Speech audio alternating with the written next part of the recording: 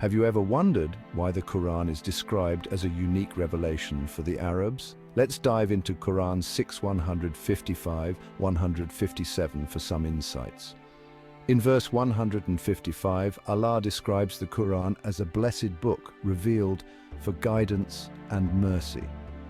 This verse highlights the Quran's special status as the first divine scripture for the Arabs. The significance simple: it was the first time they received such divine guidance. Moving to verse 156, the Quran points out that prior to this revelation, only two groups, likely the Jews and Christians, had received divine books.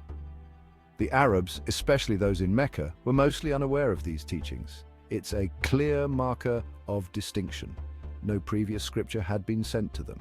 In verse 157, a hypothetical excuse is addressed.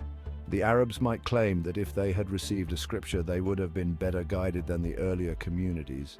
But now the Quran has come as a clear proof, a guidance, and a mercy. Rejecting it would be the height of injustice. Why was the Quran the first scripture for the Arabs? Look at the context. They had no prior warners, as emphasized in Quran 32:3 and 34:44. Before the Quran, Mecca was a hub of polytheism. The Quran's message of monotheism was revolutionary. Prophet Muhammad's mission was unique.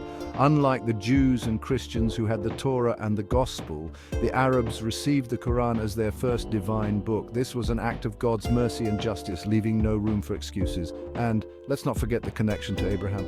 The book of Genesis doesn't mention Abraham's journey to Mecca. Instead, Islamic tradition holds that Abraham and Ishmael built the Kaaba in Mecca.